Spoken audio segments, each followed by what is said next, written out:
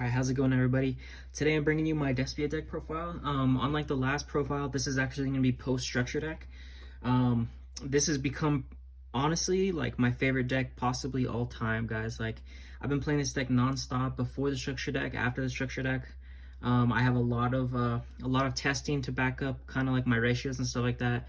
And I just wanted to share this deck. I've been on a tear with this profile in specific.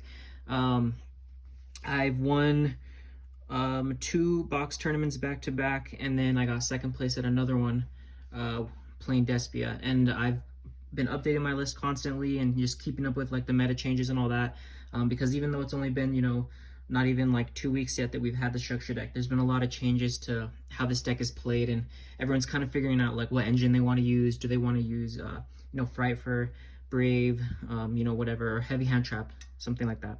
But I wanted to share what I started this post-structure deck format with, and kind of like where I'm leaning towards going into the YCS this weekend. I will not be attending that YCS, but there will be a meta shift post YCS like there always is, and so I kind of want to give everyone a heads up of like what I'm expecting to see happen at that YCS. Spoiler alert: I fully expect this deck to win.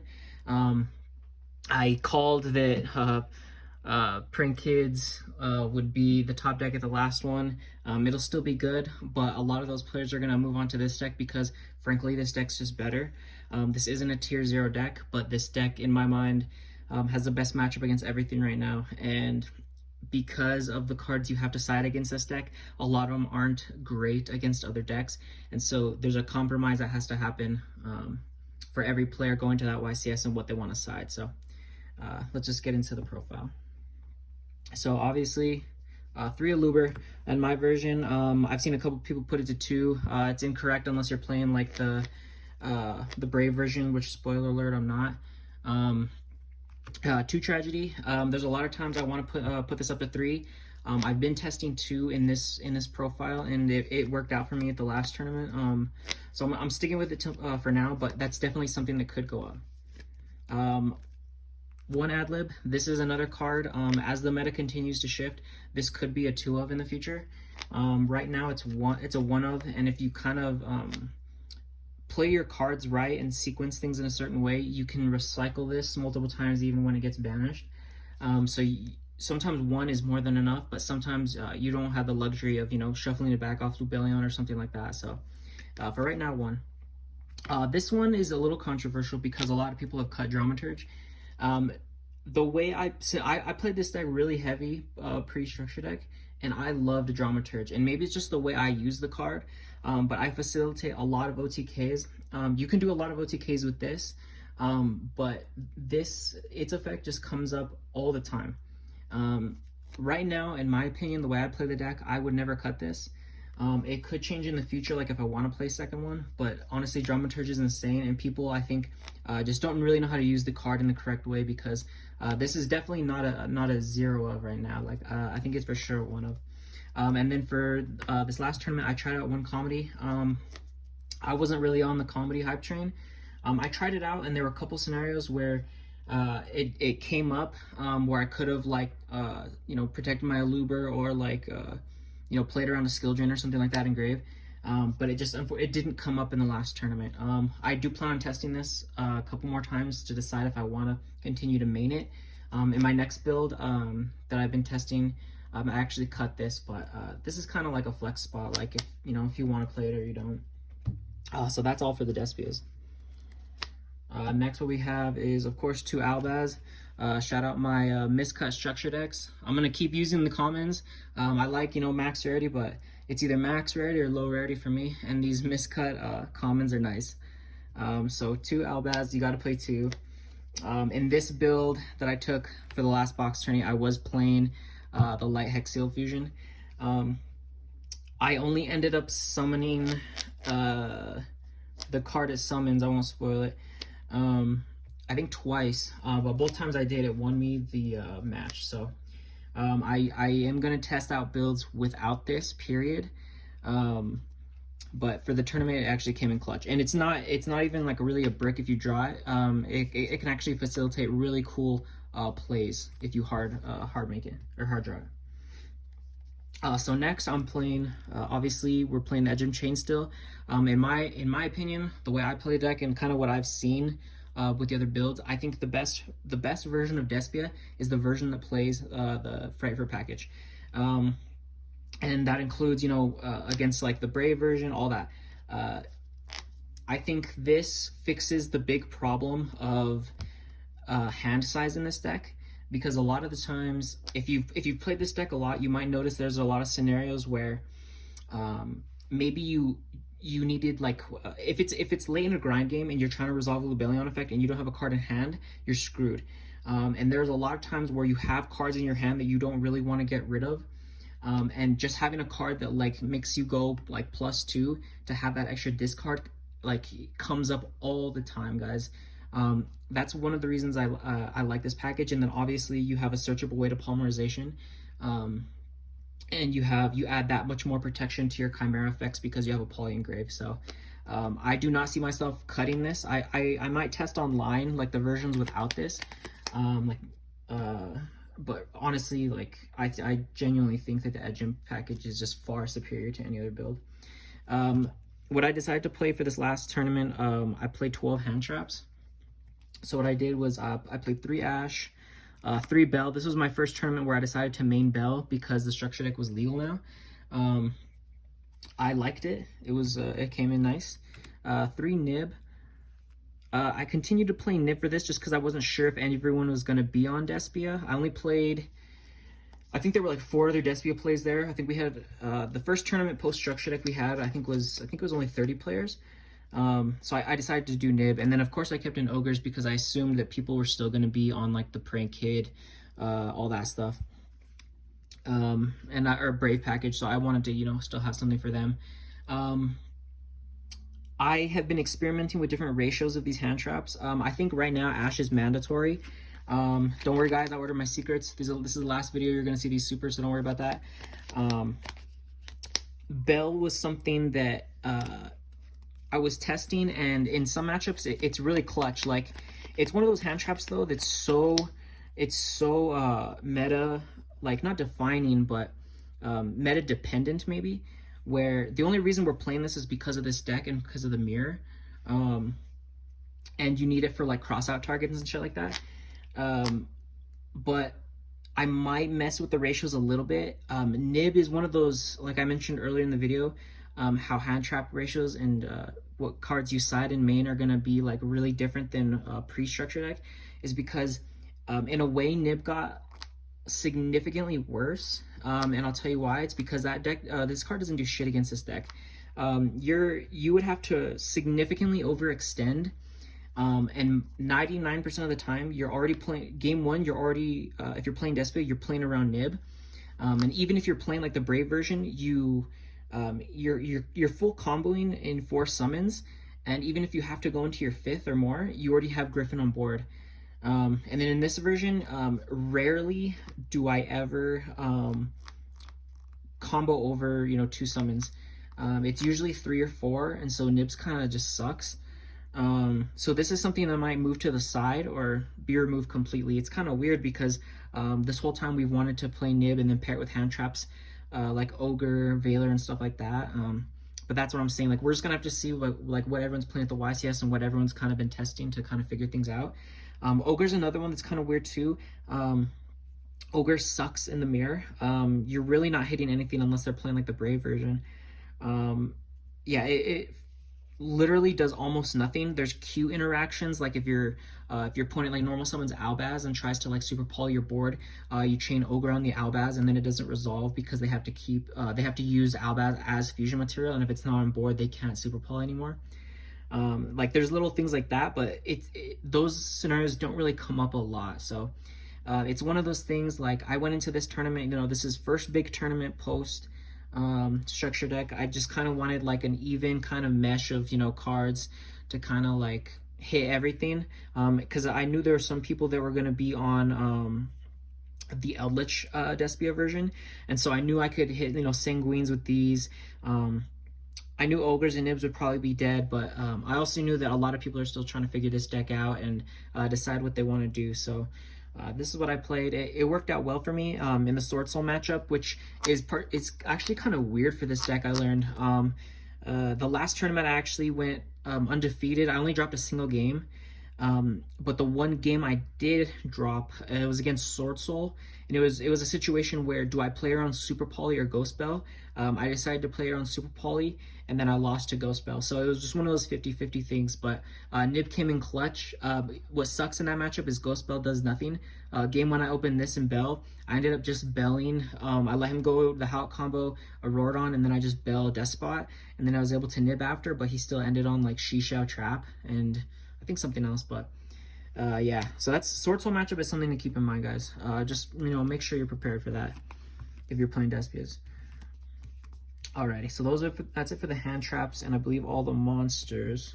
Next we have so 3 Prosperity. This is something that's kind of debatable. I played it in this list because the more I kind of mess with the extra deck, because it's taken me a long while, even just to get the extra deck to where it is for this video, and testing ratios, you are able to banish 6. I have like my set 6 that I'll always banish right off the bat, going in blind if I open this and I have to see a card. I think it's crazy, but like, if you don't play Prosperity, you have to like significantly change certain cards, and the only downfall to this card, and it actually came up when I was testing last night, is the scenario going second when you can resolve Chimera, when you can't resolve Chimera, or you can't resolve this, because it's one or the other. And basically my situation last night was I had a brick hand, but I had a Chimera line where I pop 1, draw 2, and I had a chain blocked and it couldn't be targeted, and then I draw into like Prosperity cross out. And I'm like, if this was any other card, if this was literally any other body or anything like that, I'm able to break a board with like a super suboptimal hand. So that's the only downfall with this card. It's the same downfall as it was, before we got the structure deck. So yeah, it just comes out to player preference. I'm gonna be testing builds without it, but I tested it for that, and it actually came up clutch a couple times for the times I bricked. Obviously 3 Branded Fusion. I love my miscut. This is my favorite one, guys. 2 of my structure decks came like this. It's insane. The card we've been waiting for, right? Like, this card's just insane. Next we have, for the other branded cards, 2 opening, and then 2 branded in red. You can kind of mix and match these ratios to however you like. If you're playing the Brave version, you for sure play this at 3. I want to bump this up, or a 3rd Tragedy, just as a way to recycle this, because usually if you're in a game where you're resolving 2 of these, you're gonna win. But there are very weird scenarios where perhaps this gets banished off, like someone has a crow or something like that, or something weird happens and you only have 1, and it kind of sucks, because there's a lot of time where this can actually be better than Branded Fusion. So this is something I'm kind of testing. Like I said, I think you only move this up to 3 if you're playing the adventure package, but yeah, that's just kind of like my theory on that. Next we have obviously 3 Poly and then the 2 Patchworks. So this is kind of weird. If you noticed, I was playing 3 Chain, 3 Poly, 2 Patchwork. Usually it's the other way around where you play 3, 2, 2. I tried this out just because I always wanted to make sure that I was never bricking on this. I know that to some people they're gonna be like, oh, that's just a backwards way of thinking. You want to play 3 of this, you want to play 2 Poly, 2 Chain, and that's fine. I'm going to test that ratio, but I think it honestly, for the most time, comes down to luck for not bricking. And this ratio honestly worked perfect for me, guys. Like, I was really happy with this. Totally just thought of it. No one plays these ratios, and I was like, why not? I'm just gonna try it, and it worked out great. And then I just played 2 1-ofs, just Call By and Foolish. So I believe that was a 43 card main. Next, what we'll do is we'll get into the extra. Okay, so first we have 1 Quertus and then 2 Masquerade. Do not cut this card. I summon, like, this card comes up so much, and I summon it a lot more than people think, and they still like don't understand this card. And it's not necessarily just for OTKs, but I have routes where I play around Super Poly, where I end on like this and Mirror Jade, And basically I put my opponent on like, one, you have to play a really niche super poly target, but I have two monsters with different types and attributes, and this card's nice. So even if they were like in the mirror, if they wanted to super poly this away, it replaces itself. And if they want to super poly mirror jade away, then they obviously they let me trigger that effect. So sometimes I'll actually end on this. It's either this or this that I'll pair with a mirror jade, going in blind. This card's still insane, guys. Like, I wish I could play 3. Like, I honestly wish I could play 3 Masquerade. I love that card. Next, I'm actually playing 3 Albion, and so a lot of people right now are playing 2, which is fine. Like, you can totally play 2. In the Prosperity build, I probably wouldn't, but you can. It's totally up to player preference. The way I play is, I was actually doing, I'll just show you the rest of the ratios real quick. Originally I was doing like 1 1 2 2 1 2, and just kind of like figuring out what worked for me. And then I realized that the only way I'm losing is like when my extra deck resources go down, and as long as I'm able to keep resolving this card, and keep plussing off of this, like it's so hard to lose with this deck. Like, yes, Super Pole is a card, but you can play around so many things. And so this is kind of the lineup I like right now. And if you're playing Pot of Prosperity, I think this is the correct lineup. Maybe cut, you can argue you can cut maybe one of these to 2 if you play a different version, but I built this deck to grind and to have like blowout routes where I can just OTK. And my theory that I put into this deck, this makes perfect sense for the way I play, and right now I'm not changing these ratios. And then obviously 2 Chimera, card's insane. And then 1 Drago Stapelia. The crazy thing with this card now is like, this is my only like super poly target, if you want to call it that, but you're actually able to make this a lot, just like even like on a turn 1 end board if you want. So it's not just a super poly target, but you're also making this pretty frequently as part of your end board. So and then Dragoon was my target for the Hex Sealed. I tried it. I figured that first tournament post structure deck, there's going to be a lot of people who don't know what this deck does, and there's going to be a lot of people who don't know how to play the mirror. And so I figured like a generic option to have going against like decks that I knew would be there and decks that I wouldn't would be Dragoon. And the 2 times I actually summoned it, I won. I even had a route where I used his effect, and then I had like the generic Brandon and Red combo where you send Adlib and then you special it back. So that was insane. I don't know if I'll play this in the future, to be honest, guys. I don't think you need to play this or DPE. I know that might sound crazy, but you really don't. The deck does so much on its own. Like, this is just overkill. The only times I would summon this is turn 3 or above. I would have to have like kind of bricked to make this turn 1. That's just kind of like through testing and kind of what I've noticed. And then I did decide to play 1 Link. I did decide to play Dark. I don't think you even need to play Links in this deck. You can play Verte if you're playing the Brave version, because you can go like Link Spider, make a Verte and do that, but you really don't need Links in this deck. I'm honestly considering just playing all fusions. Dark never came up, and the more you play versions of non-Brave and stuff like that, you realize that something's probably going wrong, perhaps with like your playstyle or something like that, if there's a scenario where you need to summon a Link. And that's why I was like, I put this in just because, it's like the last flex spot, and it's like, oh, it's a Dark Charmer, why not? But yeah, that's just kind of like where it is right now. I'm like, I don't think I'm ever going to use that. So that's that. I'm gonna go over the side for a little bit. I was gonna keep the side to myself, but I want to show it for this profile. So I'm still on 3 Twins. The reason I play this, and it goes against obviously the whole like card advantage thing with your hand, but I believe the reason I play this is just for Flunder, because 1, I can keep it in going first and second, but 2, this card is just way better than Lightning Storm. And like I've mentioned in my last video, I respect the Flunder matchup because I've played that deck a lot, and really you just want to shotgun this and draw, and hit like Field Spell and Trap.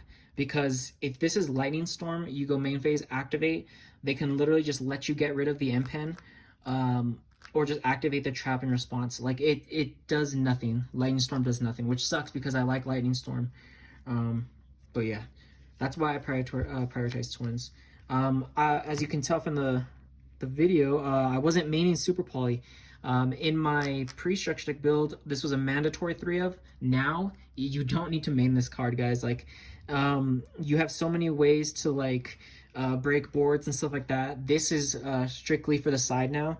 The only reason I could think of maining this card right now is if you're kind of, one, learning the deck, which is fine, like when you pick it up and you're still kind of playing, or if you have like a locals or you have like a regional where you kind of have just like a read that there's just going to be Despia everywhere, then I could be like, okay, that's fine. But then I would argue, you know, just change your hand trap ratios and stuff like that to play around that. But that's the only other reason I could see maining this.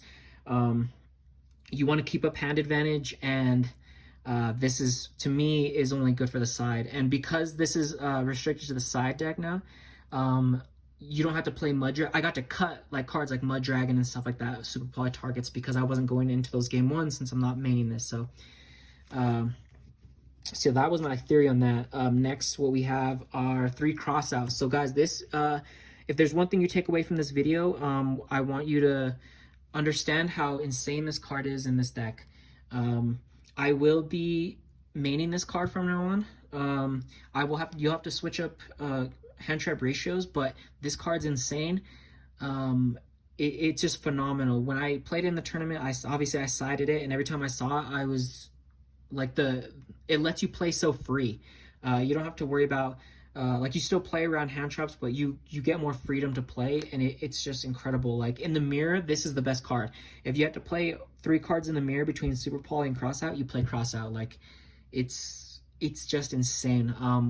Definitely consider maining this card. There's a lot of profiles already of people who have won regionals and who have topped playing or have maining this, and I totally agree with the reasoning behind it. I would definitely say give this a shot in the main, but for this first tournament back, I decided to put it aside, and it was insane. Next, what we have, I played 3 TC Boo. It won me my game 3 against my Sword Soul matchup. And I just opened insane. Like there's like 3 minutes left, and I end on Masquerade, like Courtless, and then TC Boo and Brandon a red set, and so there was just no possible way. Like I played her on Super Poly. I just played perfect, and then, you know, it was like Moe effect, you know, chain. Like there's just no way, so he scooped. This is something that's so good in this deck. This never hurts your deck. So it's one of those things, like I want to keep siding this, but there's also a lot of cards when you play the crossout version that you want to side. So I say if you have the room to play this card, definitely side it, guys. Like it's insane. And then for this tournament back, I stuck with the Phantasme. I had this insane interaction, guys, where I played Evil Twin. It was game 2. He went first. The only hand trap I had in my hand was a Ghost Spell. And so he goes the normal combo. When he summons red, I Ghost Spell it. And so he passes on red, like 2 or 3 cards in hand, and then 2 sets. And so he was playing the heavy hand trap build, so I assumed, you know, he had 1 or 2 hand traps in hand. So I have a Phantasme on board, obviously, because I chained it, and so it was also on board. And then I had an Aluber in hand and like cross out and some other cards. So what I decided to do is, in my mind, I had like the read that he had an Imperm set, and I had seen a Veiler too, so I'm like, okay, like how am I going to play around these, because that's most likely what he has. So what I do is I normal Luber effect, he chains Veiler, I chain Phantasme, he chains Imperm, and what I do from there is, what I chained from there, I think I chained, what was it? Oh, I think I chained like Brandon in red or something like that. Oh yeah, because in draw phase I put a Tragedy Engrave off of opening. So I had that as like Chainlink 5, and so I'm able to play through the Veiler and the Imperm, and then I make a Chimera with 2 bodies on board and 1 in hand, and then what happens is I'm able to resolve all my effects.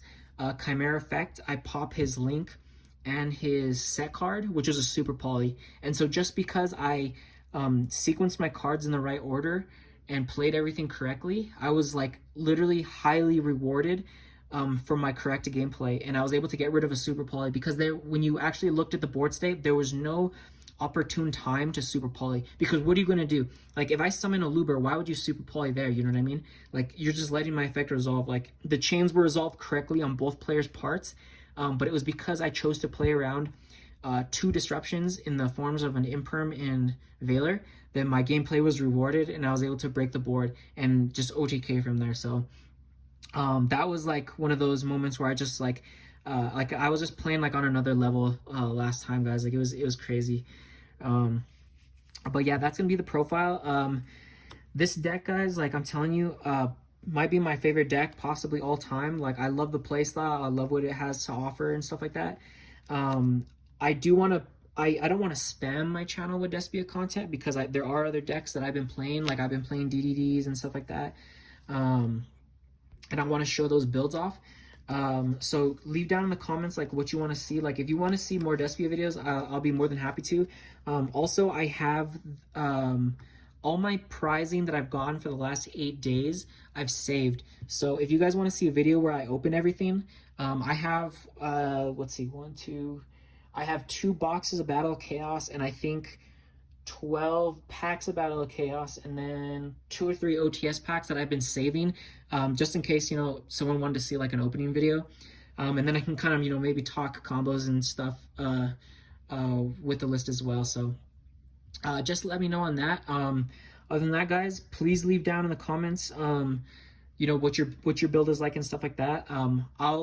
If I post another video, it'll probably be after the YCS. There is some tech that I have for this deck that I want to keep a secret because there's some upcoming regionals and I think a PPG that I'm thinking of going to, and I want to kind of keep some spice to myself. But if I don't, just like with my last video where I posted my list, I'll share the spice with you guys because like I genuinely don't mind sharing like cool text with everyone, because if I can't make the regional and use it, I'd want someone else to, you know, take it and use it. So I hope you enjoyed the video, and please stay tuned for future content. Later.